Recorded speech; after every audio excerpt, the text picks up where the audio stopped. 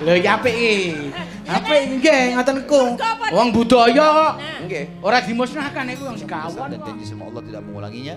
Dan kalau dia punya, maka lebih baik dimusnahkan ya. Dan berarti kata ini lebih baik dihilangkan. Anjir wayang kulit haram ngono kok ora. Astagfirullahaladzim. Nah, Ya ra. Lho, nggih. iki tinggal.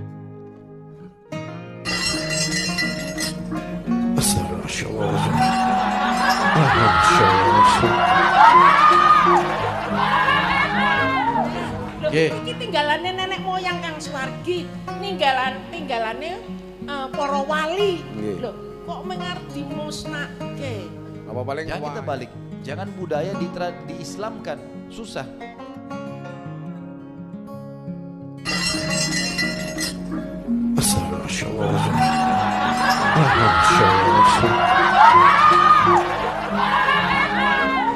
apa paling wayang kulit haram ten.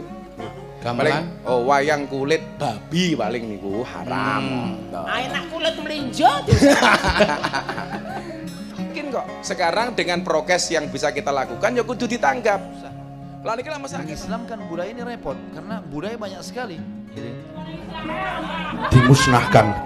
Ya, kono masuk. Nah, ini iki rasakan cangkem ning cukup satu kata, lanjutkan. Musnahkan, musnahkan.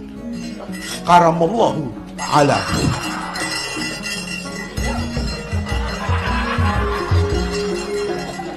lah niki lah masa to wis dalang ora payu malah diharam-haramke. apakah wayang dilarang? Bagaimana taubat profesi dalang? Dalangnya kon tobat. Kalau saya ditanya, Gus pripun tobatnya dalang? Lah dalang kon tobat niku apa dalang niku perbuatan dosa. Nah, Nangis aku Gus.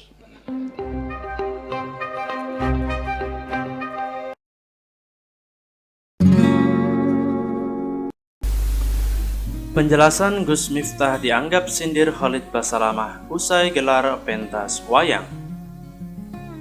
Masalah wayang kembali ramai dibahas setelah Gus Miftah menggelar pentas di pondok pesantren miliknya. Ia membuat pagelaran wayang dengan tajuk Dalang Menggugat. Pementasan tersebut dihadiri oleh sejumlah dalang dari Solo dan Jogja dan diinisiasi oleh dalang kenamaan Ki Warseno Sleng asal Sukoharjo, Jawa Tengah. Lakon pertunjukan wayang kulit yang diangkat saat itu adalah Begawan Lomana Mertobat. Kepada Detikcom melalui pesan suara, Gus Miftah menjelaskan pondok pesantren miliknya memang rutin nanggap wayang sejak 2012. Yang pertama, bahwa saya itu nanggap wayang dari tahun 2012. Artinya memang pondok pesantren Ora Aji itu rutin menggelar pentas wayang, cuma berhenti karena persoalan pandemi. Jadi kalau dimaknai pentas wayang itu merupakan reaksi atau respon yang terjadi hari ini, itu kurang pas. Jelas Gus Miftah Senin 21 Februari 2022. Lho, delok YouTube kok kaya ngene. Wah, lah iki yang Misuwe pripun niku? sekawonane ya. Tapi kita sudah harus tahu dan sadar kalau kita muslim. Dan muslim ini dipandu oleh agama. Makanya saya bilang caranya adalah harusnya Islam dijadikan tradisi dan budaya. Netizen ramai menduga pertunjukan wayang itu sengaja digelar berkaitan dengan isi ceramah Ustadz Khalid Basalamah. Akan tetapi, Gus Miftah membantah dan menyebut itu memang permintaan rekan-rekan seniman. Kemudian yang kedua, pentas terakhir kemarin yang kita lakukan itu karena permintaan teman-teman seniman agar bisa urun rembuk di pondok saya. Kebetulan saya begitu care dengan permintaan seni dan budaya. Karena ada permintaan itu, ya sebisa mungkin saya bantu. Jelas Gus Miftah lagi.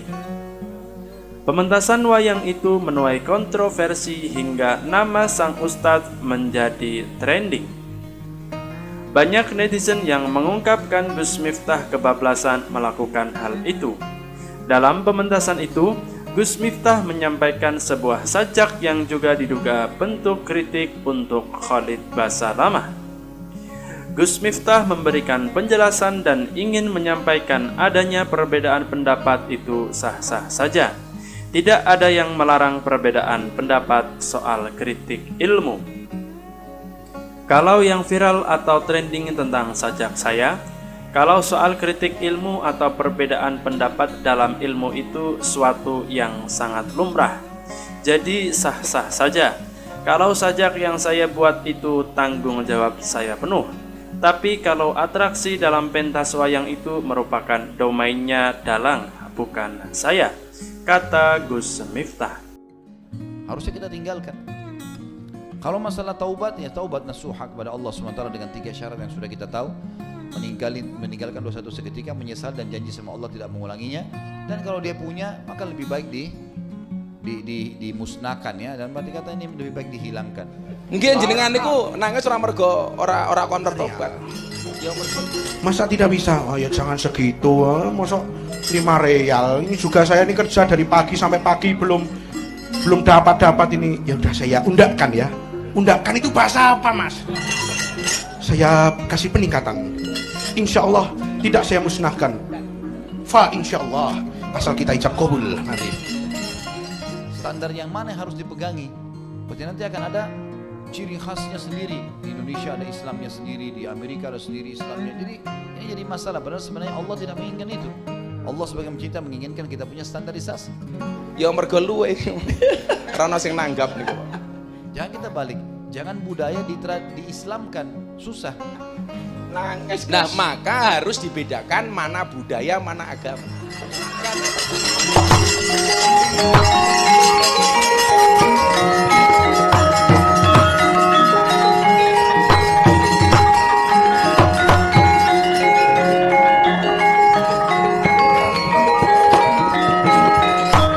Ya jangan segitu dong.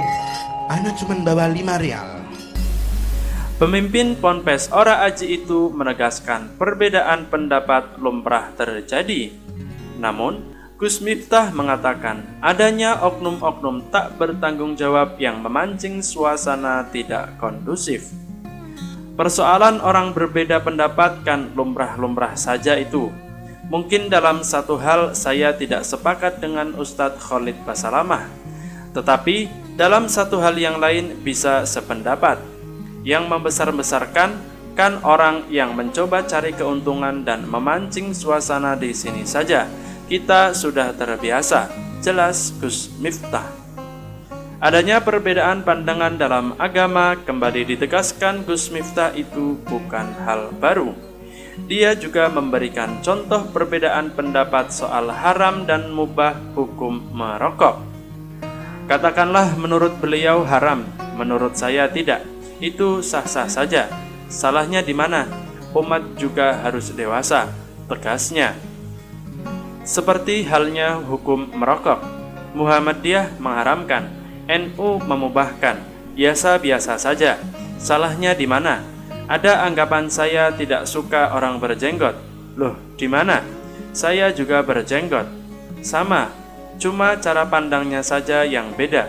Jadi umat juga harus dewasa. Perbedaan pendapat itu sah, tutup Gus Miftah.